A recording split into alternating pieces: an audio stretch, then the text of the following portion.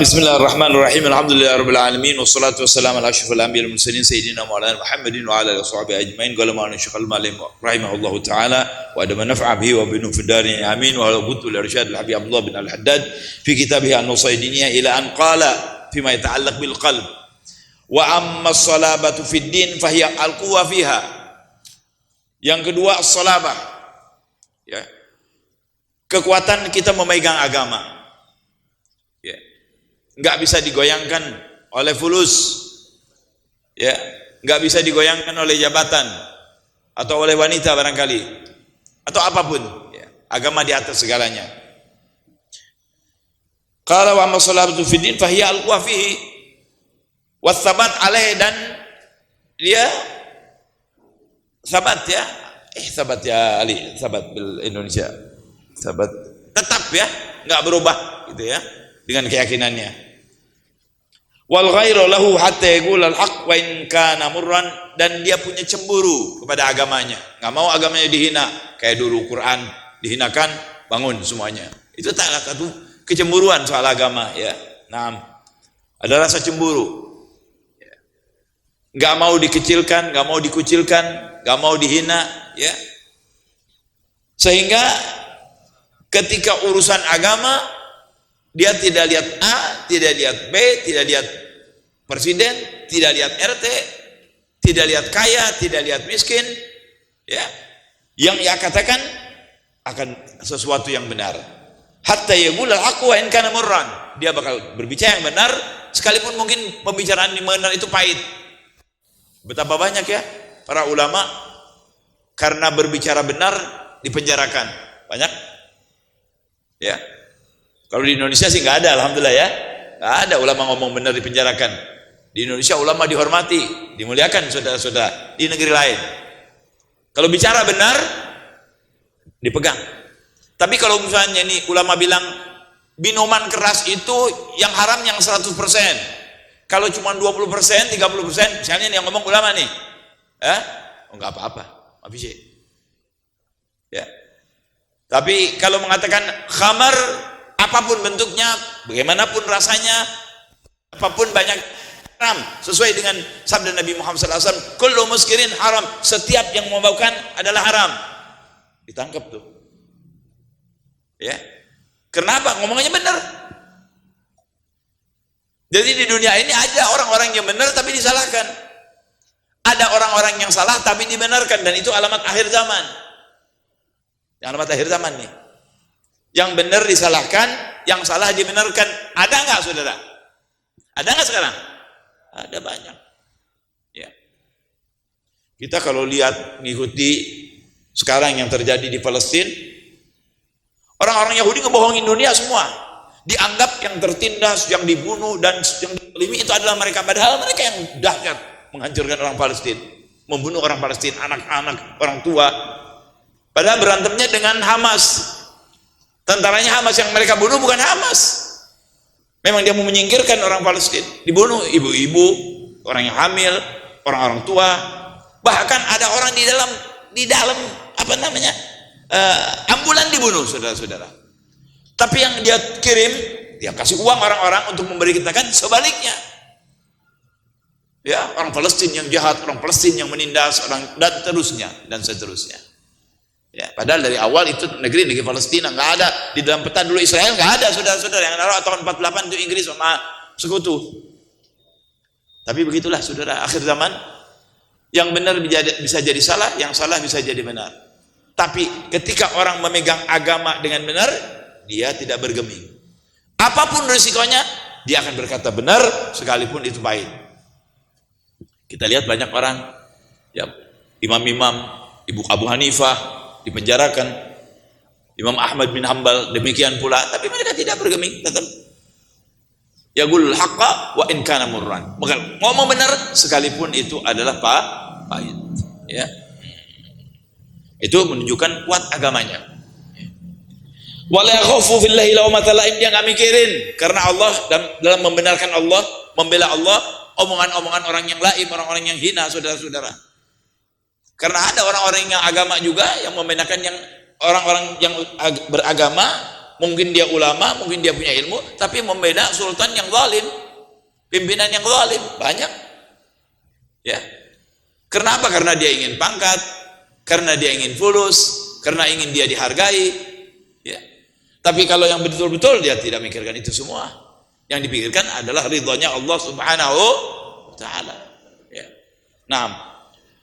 Wa bidzalika wasafallahu ahibba'ahu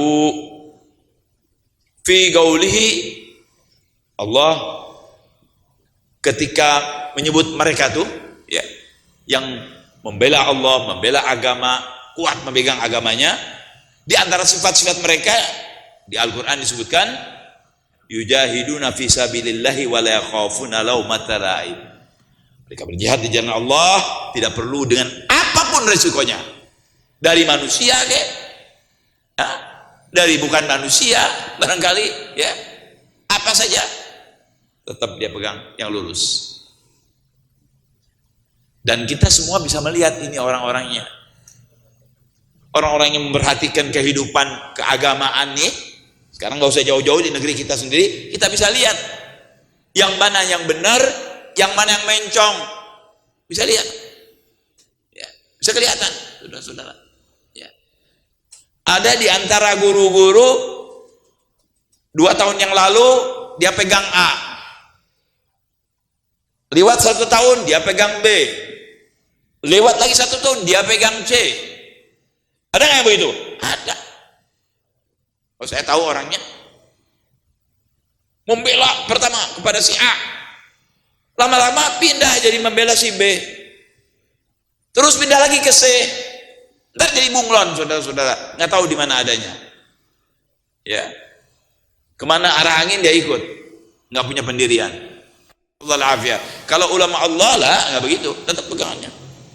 Saya ahlu sunnah wal jamaah. Mau disogok dia diliwat membahas ahlu sunnah wal jamaah, enggak. Suruh mengatakan yang haram halal, enggak. Suruh membenarkan yang salah, tidak. Saya akan mengatakan benar kalau kata Allah dan Rasulnya benar. Saya akan mengatakan salah kalau kata Allah dan Rasulnya salah. Begitu terus, apapun resikonya. Itu menunjukkan agamanya kuat. Loh, kita contoh aja, kita kembalikan kepada diri kita. Bagaimana agama yang ada di diri kita nih? Anda seorang pegawai, mungkin ada ujiannya. Bosnya bilang Anda harus begini, nggak sesuai dengan hati Anda, nggak sesuai dengan agama Anda. Dia akan pilih yang mana? Ikutin bosnya, atau ikutin segala bos Allah Subhanahu Wa Taala? Bagaimana Anda sendiri? Ya. Dan agama ini akan kuat kalau Anda bergaul dengan orang yang benar. Agama akan kuat kalau Anda jaga sholat. Agama akan kuat kalau Anda jaga puasa. Agama akan kuat kalau Anda baca Quran. Ya, itu yang menguatkan agama kita. Agama juga akan kuat kalau Anda sering hadir majelis-majelis gini, majelis ilmu. Ya, ini vitamin nih buat kekuatan agama kita nih, majelis ilmu nih. Vitamin, saudara-saudara. Ya, nah, baik. Al-ayah wallati qablaha. Jadi itu ayat panjang, itu sebagian daripada ayat itu ya. Yujahiduna fi sabilillahi wa la yakhafuna laumata laim. Faqala wa bidzalika wasallallahu Rasulullah sallallahu alaihi wasallam Umar bin Al-Khattab radhiyallahu taala anhu faqala fihi. Model begini ada nih orangnya, tetap pegang betul-betul agamanya. Ada. Di zaman Nabi ada. Nabi sendiri memuji orang ini. Siapa saudara? Dengan sifat yang jihad di jalan Allah, nggak takut siapapun dan apa risikonya. Siapa itu? Sayyidina Umar bin Al-Khattab radhiyallahu taala anhu. Itu jadi apa namanya, percontohan saudara ya. Contoh tentang Sayyidina Umar bin Khattab. Nabi mengatakan agwakum fi dinillahi Umar, yang paling kuat memegang agama Allah di antara kamu adalah Umar. Gauluhul haq, pembicaraannya benar soal agama. Jadi kalau ngomong hak. Kemudian wa ma lahu fin nasi min sadiq. Ruli, enggak ada teman. Untuk hukum Umar tidak ada teman. Apalagi kayak sekarang itu nepotisme atau saudara atau apa, enggak ada. Bahkan pernah diterangkan di dalam sejarah bahwa Sayyidina Umar menghukum anaknya sendiri. Sayyidina Umar menghukum anaknya sendiri menjalin. Itu Sayyidina Umar. Bayangkan saudara. Jadi nggak punya teman soal kebenaran, soal hukum. Kalau sudah yang hal-hal yang berhubungan dengan agama, nggak pakai anak, istri, ibu, bapak, apalagi orang lain. Dia pakai barometernya Al-Quran dan Nabi Muhammad SAW. Anaknya dia hukum. Siapa tuh? Sayyidina Umar. Kalau sekarang anaknya didukung, ada nggak? Ada. Kalau dulu anaknya dihukum, sekarang anaknya didukung. Di mana tuh?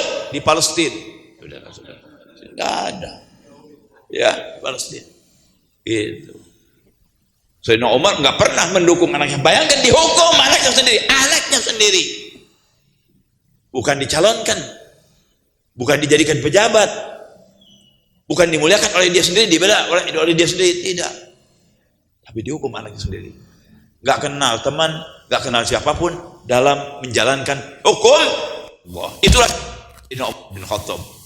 Ya, makanya saudara, ketika orang sudah mendapat derajat kayak Umar bin Khattab, katanya dia salaka Umar fajjan, salaka syaitan fajjan akhar. Saudara tahu Sayyidina Umar tuh bukan orang saja yang takut, bukan orang, syaitan takut. Kalau kebetulan jalan di gang A misalnya, Sayyidina Umar datang dari depan, dari sebelah kanan, syaitan datang sebelah kiri. Kalau pas jalannya, syaitan minggir. Syaitan minggir takut sama Sayyidina Umar karena ketegasannya dalam agama. Kalau sekarang kita syaitan dipeluk saudara sama syaitan. Dipeluk sama syaitan. Kadang-kadang kerjaannya kayak syaitan. Ngomongnya ngomong syaitan. Sebagian manusia sekarang. Terus Sayyidina Umar, syaitan takut. Kalau berjalan ada Sayyidina Umar, dia minggir. Allahu Akbar. Radhiyallahu taala anhu. Ya. Naam. Wa qad kana radhiyallahu taala anhu min aslabil mu'minina fi dinillah. Adalah Sayyidina Umar terkenal di dalam sejarah orang yang betul-betul kuat memegang agama Allah, ya. Wa ashadduhum akhdan bihi fi haqqi nafsihi wa fi haqqi ghairihi. Dia betul-betul pegang itu agama bukan untuk dirinya sendiri. Bayangkan saudara, Sayyidina Umar itu kadang-kadang malam sampai ini ada bekasnya nih. Gara-gara apa dia muter kalau malam? Bawa beras, bawa apa, kasih taruh. Udah jauh dah, sekarang sih nggak ada sudah. Sekarang sudah duduk empuk, mobil, semua tunjangan dan segala macam. Dulu dia muter. Dan Anda tahu Umar bin Khattab punya 2 bekas di mukanya di sini. Kenapa? Banyak nangis takut kepada Allah Subhanahu wa taala. Padahal seperti itu kebaikan. Sayyidina Umar kalau lihat kuburan itu kadang nangis, saudara. Sampai dari saking banyak nangisnya itu ada bekas di di pipinya. Kita udah begitu belum? Radhiyallahu taala Umar bin Khattab. Ini Umar bin Khattab al-Mubasysyir bil jannah, yang udah Nabi katakan ini min ahli jannah di dunia, sudah disebut orang surga. Masih begitu nangis bekasnya. Sayyidina Abu Bakar begitu juga, Sayyidina Ali, Sayyidina Umar, hebat mereka semua tuh. Ya. Nah, ini kan contoh buat kita. Kenapa disebutkan di sini buat kita? Ya, contoh buat kita. Mungkin 100% nggak bisa. Ya. Tapi walaupun bagaimana al-haq, kebenaran itu tetap kebenaran, nggak bisa dicampur adukan. Yang hak pasti tetap hak, yang batil pasti batil. Nggak bisa hak dan batil dicampur, tidak bisa. Seperti dalam soal halal dan haram. Nabi mengatakan al-halal bayyin, wal haram bayyin. Yang halal jelas, yang haram jelas. Antara keduanya ada yang mustabihat. Nah, ini perlu kepada ilmu. Makanya orang nggak boleh sembarangan. Ya, baik. Bahkan ada satu anak sahabat di pangkuan Nabi dikencingin, saudara-saudara. Ya. Begitulah akhlaknya Rasulullah SAW. Padahal yang paling mulianya makhluk Allah Subhanahu Wa Taala. Sekarang kalau presiden aja mau ngambil anak orang itu, ini dipegang sampai kencing di pangkuannya Rasulullah SAW. Tapi tidak marah. Ya. Allahumma sholli wa sallim wa barik alaih. Jadi ketika dia ngomong begitu, apa kata Nabi? Anta absattahum, engkau rusakkan mereka. Ketika kita tidak pernah mempunyai rasa kasih sayang kepada anak-anak kita sendiri, kayak orang tadi tuh, saya nggak pernah cium salah satu dari mereka sama sekali. Anta absadtahum, engkau rusakkan mereka. Kayak ngedoain itu saudara, nggak boleh. Kita harus punya rasa kasih sayang. Ya. Apalagi itu anak kita sendiri, ibu kita sendiri, ayah kita sendiri, saudara kita sendiri. Kepada orang lain yang bukan saudara, kita dianjurkan untuk berkasih sayang. Apalagi kepada keluarga sendiri. Itu Islam. Ya. Itulah Islam, saudara-saudara. Jadi bohong besar Islam itu teroris. Ya Allah subhanallah. Kita kalau lihat ya, ini Amerika yang wah membesar-besarkan apa tuh namanya? Bukan beri kemanusiaan, apa namanya? HAM, ya. Hak asasi manusia. Nah dia yang bantu orang yang bunuh-bunuhin orang itu, Israel bunuh-bunuhin orang Palestina puluhan ribu saudara yang nggak punya salah. Dia yang menjajah, dia yang menghancurkan, dia yang membunuh, dibela. Kok nggak ada yang disebut teroris? Yang disebut terorisnya Hamas, yang disebut terorisnya orang Palestina, yang disebut terorisnya orang Islam. Kalau ada orang kafir yang bunuh orang, nggak ada yang bilang teroris, nggak ada. Nggak ada yang bilang teroris. Coba orang Islam ngomong satu kali aja, saya akan bunuh fulan, wah teroris. 2 bulan yang lalu ada orang Yahudi ngomong, orang Islam itu mesti dimatiin semuanya. Kalau ketemu nggak usah ngomong, ini Arab, bunuh. Tuh ada orang yang ngomong dia. Ada yang ngomong teroris? Nggak ada. Itu kan lebih dari teroris itu, seperti itu. Salah nggak salah, ketemu matiin saja. Sebab pemikiran mereka orang Zionis ini kalau nggak dibunuh, dia bakal bunuh kita. Tahu dari mana dia? Tapi nggak ada yang ngomong teroris. Siapa teroris sama Yahudi? Dia teroris, Amerika teroris, kepala yang teroris dia orang. Tapi yang disalahkan selalu orang Islam. Masjid dibakar, nggak ada yang rame. Nggak rame saudara, ini di Indonesia nih. Ini kenyataan nih. Masjid dibakar dulu di mana, di Riyadh Barat. Ya. Nggak rame. Oh masjid dibakar udah biasa. Begitu satu gereja aja dibakar, seluruh dunia bilang, oh gereja dibakar. Di Palu dibunuh-bunuhin orang Islam, dimasukkan ke satu tempat saudara, musala dibakar, musala hidup-hidup orangnya. Itu teroris apa itu namanya? Apa bukan teroris? Gak ada yang ngomong. Begitu mereka kalah, wow dunia berperang. Orang Islam zalim, orang Islam ini, itu segala macam. Tidak ada benarnya. Nah, ini dunia saudara-saudara. Ya, Rasulullah ya. Tapi kita sebagai orang Islam, alhamdulillah Nabi kita sudah mengajarkan kita kasih sayang dari 1400 tahun yang lalu. Jadi nggak mungkin jadi teroris saudara. Orang Islam itu penuh kasih sayang, akhlak, hormat. Ya, karena itu ajaran Nabi kita Muhammad SAW. Nabi nggak pernah main bunuh kepada orang kafir, nggak pernah. Walaupun dia di atas angin, tidak pernah Nabi main bunuh. Nggak pernah. Ya, saya sudah sering ceritakan. Ini terkenal ceritanya waktu Rasulullah diintip sama orang kafir dalam satu peperangan lagi sendiri. Akhirnya didatangi, diangkat pedang. Siapa yang melindungi anda? Kata Nabi, Allah. Jatuh pedangnya, ambil. Kan di atas angin itu. Tinggal bunuh kan? Ditanya lagi sama Nabi, ya, padahal Nabi bisa langsung bunuh. Itu menunjukkan kepada kita siapa Rasulullah SAW. Jiwanya Rasulullah SAW bukan pembunuh, bukan teroris, saudara. Jiwa rahmah. Dan siapa yang akan mencegah kamu dari saya? Dia kan punya Allah, nggak bisa bilang Allah. Dia katakan ya engkau saudara yang baik, turunan yang baik. Ya. Maafkan, silakan pulang. Bingung dia. Karena dia kalau dipikirkan dengan dirinya, saya tadi mau bunuh. Nabi yang sudah bisa bunuh langsung, udah kalah dia, dibebaskan, masuk Islam orangnya saudara-saudara. Kenapa? Akhlaknya Nabi Muhammad SAW. Itulah akhlak Nabi. Jadi bohong besar kalau Islam itu teroris, bohong besar. Ya. Mungkin ada sebagian yang dihasut, difitnah, mereka jadi ikut-ikut, bisa saja karena bodoh. Ya. Kalau orang yang megang agama tidak, saudara, nggak diajar gitu kita. Islam tidak pernah mengajarkan kekerasan. Islam mengajar akhlak. Islam mengajak hormat orang. Bagaimana cara menghormat orang itu diikut. Seluruh Islam ulama luar biasa kepada orang tua. Ada agama lain seperti itu. Ya. Nah, kesetaraan itu di dalam Islam betul-betul dijaga, nggak usah diajar sudah. Ya. Nah, baik, kita lanjutkan. Sabda Nabi Muhammad SAW juga yang berhubungan dengan hal kasih sayang ini, saudara. Wa qala aidan inna abdala ummati la nata bi kasratis sholatin wala siyamin bal bi salamatis sudur wa sakhawatin nufus war rahmah bi kulli muslim. Ini ada tingkatan wali abdal namanya. Wali itu banyak ya. Ada wali ini, wali itu, ada wali abdal namanya. Wali ini orang dekat kepada Allah. Ya. Yang insya Allah kalau mereka mati jasadnya nggak hancur. Wali itu. Wali, nabi, syahid, tukang azan yang ikhlas. Ya. Itu mereka dijaga oleh Allah. Hatta jasadnya dijaga. Katanya abdal umat ini, orang abdalnya wali abdal ini, mereka tidak masuk surga, kata Nabi.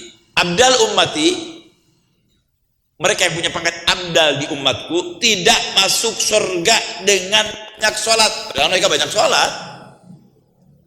Wala som, wala siam, tidak dengan banyak puasa.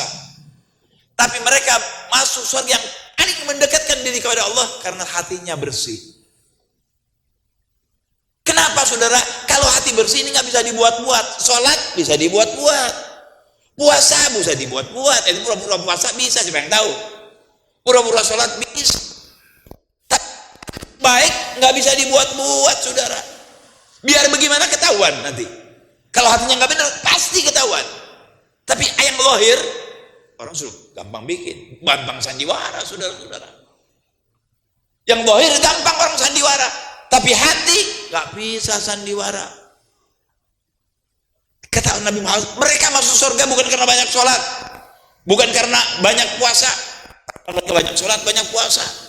Kadang-kadang satu hari puasa, satu hari buka, dan seterusnya.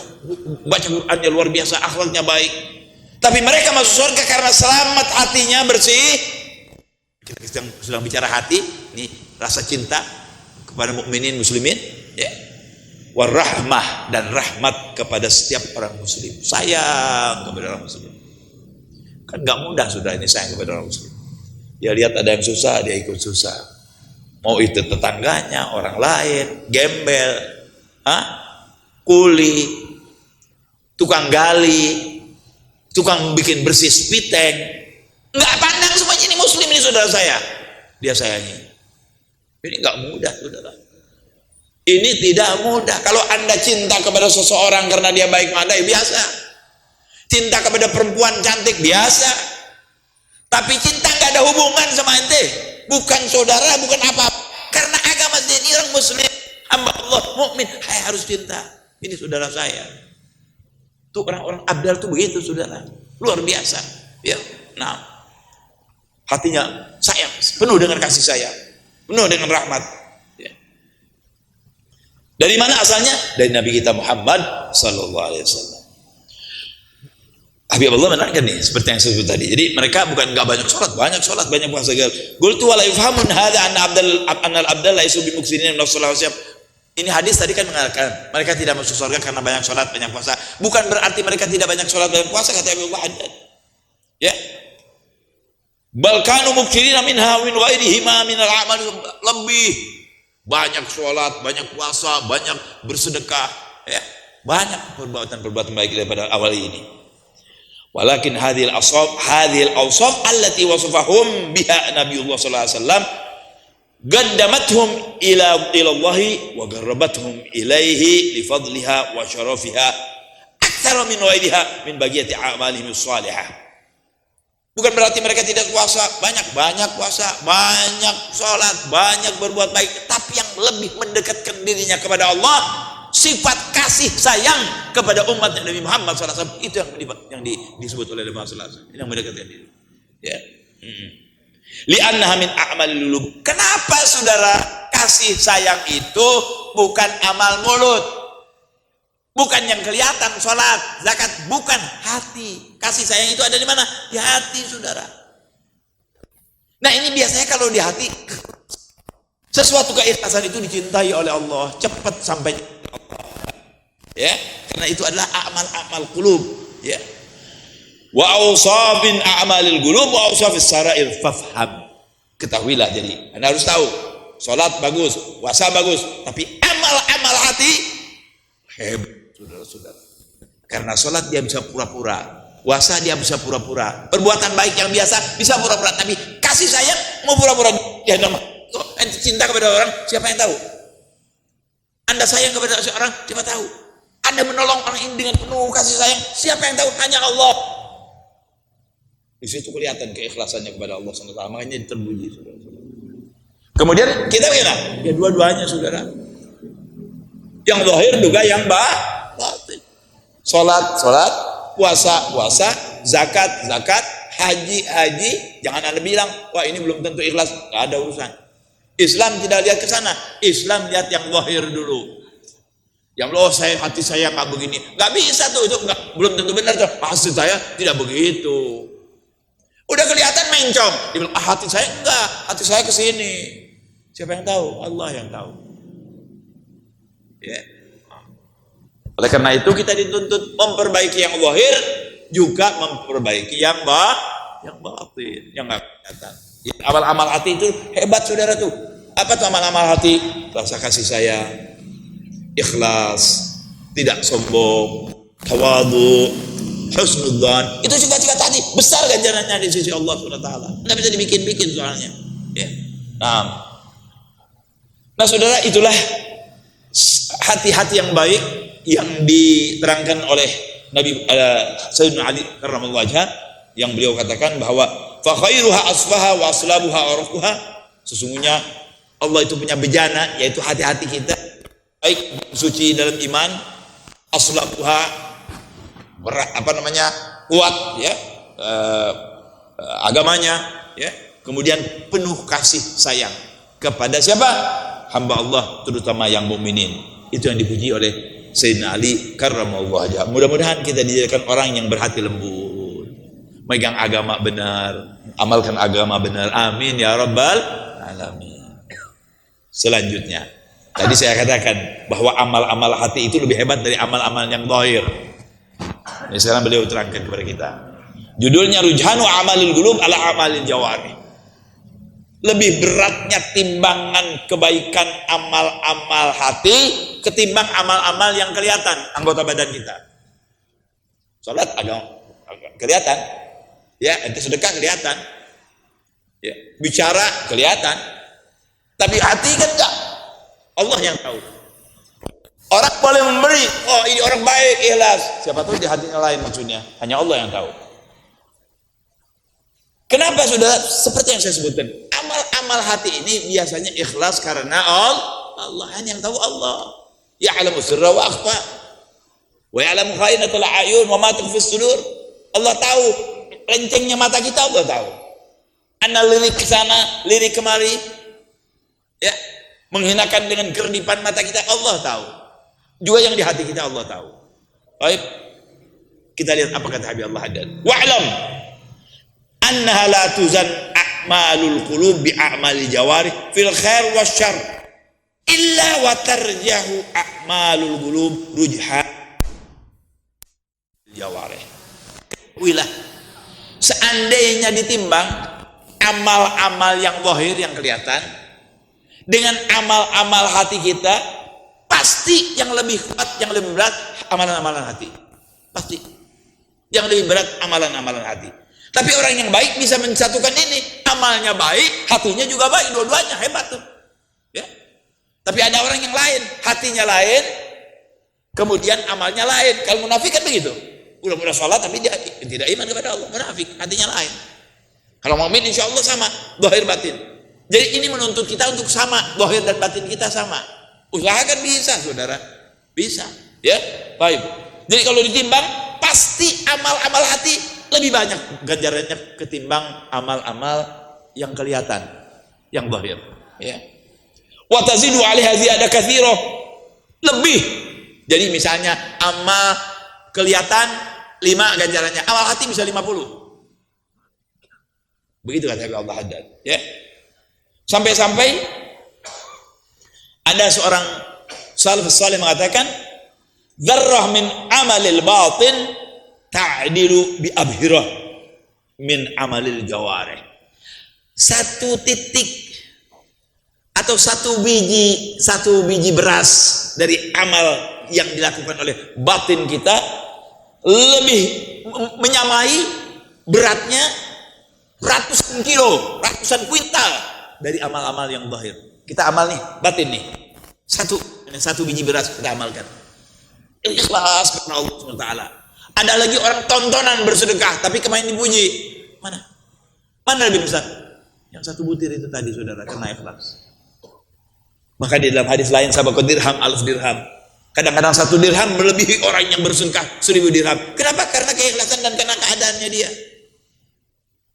Ya, mari saudara, hati kita dididik, hati kita perbuatan kita dibaiki. Masya Allah, dua-duanya tuh. Jangan jadi kayak orang munafik yang zahir diperbaiki, hati busuk, percuma. Ya, nah. Wa min hadhil haithiyah fadala ahlu tasawuf al-mu'tanuna bi tazkiyatil qulub wal muhtammuna bima yakhussuha min al-awsaf wal a'malis salihah. Ya.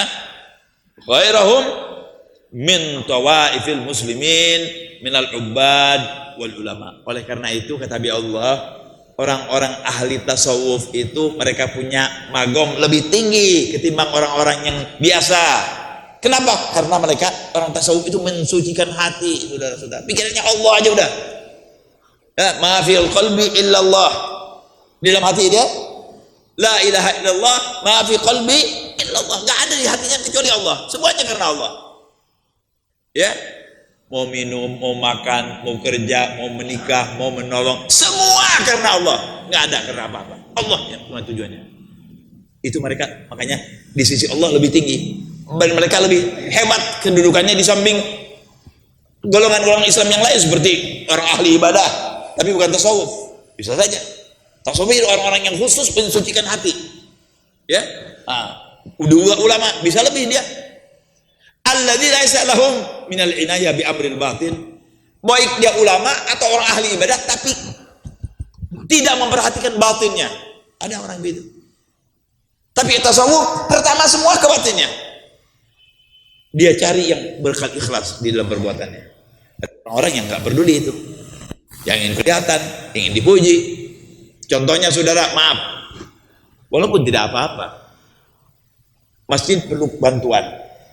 Masjid perlu bantuan dan perlu kita bantu. Nggak usah ngomong tuh masjid, nggak usah ada pengumuman, saudara-saudara ini masjid ada yang mau diperbaiki, biayanya 500 juta, misal, abas. Orang yang mukmin muslim yang memang punya kemampuan nggak pakai ngomong lagi, kalau perlu dia tikal 500 jutanya, nggak ngomong apa-apa. Tapi ada orang nyumbang 200 ribu, tolong buat ruh fulan, buat ruh fulan, buat ruh fulan. Padahal nggak perlu begitu, saudara. Ketika anda berniat ini 200 ribu ala niat ruh walidati, fulan, nggak usah diomongin, bismillah, sudah jadi. Bikin masjid, saya mau bikin masjid dengan catatan namain masjid itu apa namanya dia. Habis Allah nggak mau tuh begitu. Walaupun nggak apa-apa. Kenapa mesti dinamai nama anda? Apa akan hilang nama anda kalau nggak pakai nama? Misalnya yang bikin, maaf kalau ada nama, misalnya ada namanya Suryadi misalnya, orang kaya ini. Saya mau bikin masjid tapi dengan catatan namain masjid itu Suryadi. Nggak apa-apa, Hafiz. Kenapa? Kalau nggak dinamain Suryadi hilang ganjaran Suryadi. Tidak. Apapun. Faman ya'mal mithqala dzarratin semua kelihatan. Semua Allah tahu. Ikhlaskan karena Allah, jangan pakai gitu. Jadi kita kalau menyumbang aja. Kalau meminta doa langsung aja datang ke Habib Ali, doakan ya. Kenapa Pak? Ibu saya sedang sakit namanya fulan, doakan. Biar doakan langsung. Enggak usah diumumin di masjid. Karena dia nyumbang harus diumumin, harus begini. Enggak usah. Nyumbang selesai karena Allah. Itu yang sampai. Itu urusan hati, saudara-saudara. Itu urusan hati. Walaupun saya tidak mengatakan orang yang begitu nggak apa namanya tidak ikhlas, nggak. Tapi kan itu salah satu contoh ingin disebut, saudara. Ya. Baik. Jadi orang sufi itu mereka memperhatikan batin sebelum zahirnya. Ya. Nah.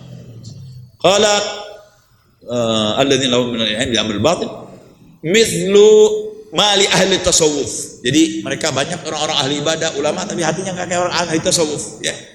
Wal fadl biyadillah yu'tihi man yasha' wallahu wasi'un alim. Tapi semuanya ini yang memberi taufik, yang memberi kekuatan, yang memberi keikhlasan siapa? Allah Subhanahu wa taala. Kita hanya berusaha. Mana yang membawa kita kepada kearifan untuk berpikir, kearifan kita untuk memperhatikan hati? Karena Anda belajar, karena Anda mau tahu, karena Anda melihat, karena Anda bisa contoh dari Rasulullah, dari para ulama, dari para sahabat, ke Sayyidina Umar, ya, bagaimana keadilannya, kan itu contoh semua buat kita. Ya, semuanya contoh kehidupan, contoh sudah, contoh semuanya. Nah, ujungnya kembali kepada siapa? Kepada Allah Subhanahu wa taala. Nah, Habib, masih 4 menit lagi, ya kan? Nah, hadirin, salah satu yang disebutkan daripada hati yang baik adalah hati yang punya rasa kasih sayang, riqah, ya, lembut kepada orang muslimin, mukminin. Ini dia dengar, kalau orang yang riqah hatinya nih dengar peristiwa di mana Palestina, nangis dia, remuk hatinya, saudara. Kadang-kadang kepengen berangkat menjadi mujahidin, bisa begitu juga. Ada lagi dengan cara lain, dia punya harta, kirimkan hartanya. Yang hebat dia datang ikut berjuang, nggak bisa, oke, hartanya kirimkan. Satu lagi terakhir, nggak bisa, pakai apa? Doa. Jangan diam. Ah, itu di Palestina.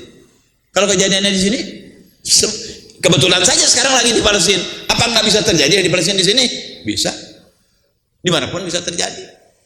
Allah Maha Kuasa. Mudah-mudahan Allah jaga kita ya. Indonesia dijaga oleh Allah Subhanahu wa taala insyaallah.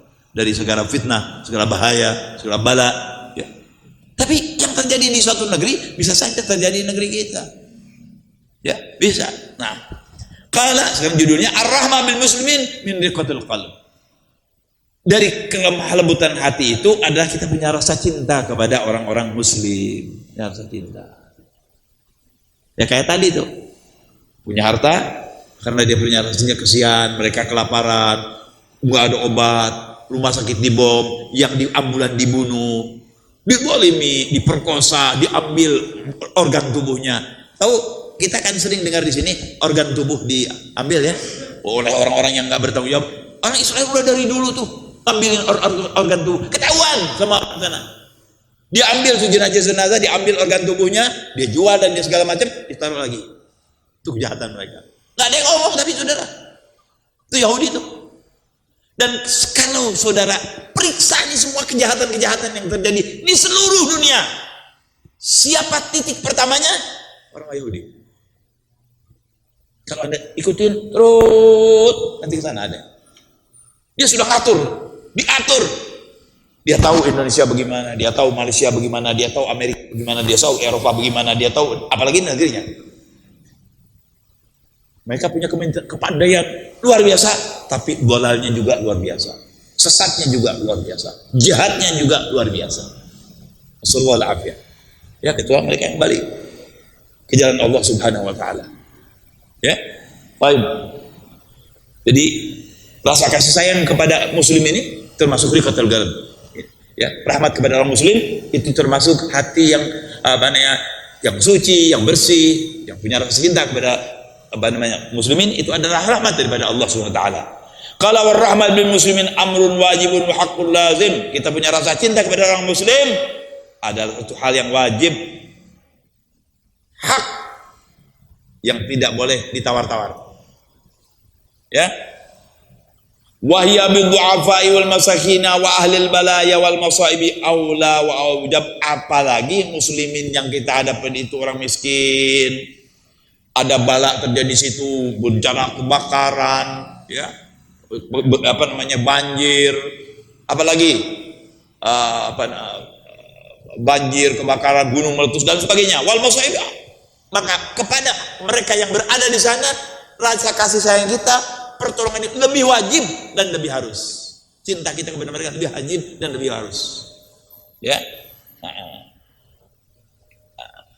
saudara. Omongan yang benar dibarengi dengan azan. Alhamdulillah itu azan barusan. Jadi rasa cinta kita kepada orang-orang muslim yang sedang menderita, baik itu dari tsunami, dari banjir, dari kebakaran, dari gunung meletus, itu harus lebih wajib dan lebih harus itu dibenerin ma'adzan. Ini omongan betul, mohon baik. Mari saudara, yang mampu menolong saudaranya, baik itu tetangganya, orang jauh, orang luar kota, orang Palestina, orang Amerika, orang bulan sekalipun, kalau dia mukmin muslim, kita punya kewajiban untuk menolong mereka. Baik besar atau kecil, itu urusan Anda. Tapi ada terbukti kita punya rasa cinta, kita punya rasa rahmah kepada mereka, dan itu dianjurkan oleh Nabi kita Muhammad SAW dalam agama Islam. Semoga kita jadikan orang-orang yang penuh kasih sayang kepada muslimin, mukminin khususnya, dan kepada semua makhluk Allah Subhanahu wa ta'ala. Amin ya rabbal alamin. Selanjutnya waktu saya. Mudah-mudahan bermanfaat buat saya dan saudara-saudara. Kalau ada yang salah mohon dimaafkan. Wal afu. Wassalamualaikum warahmatullahi wabarakatuh. Fatihah.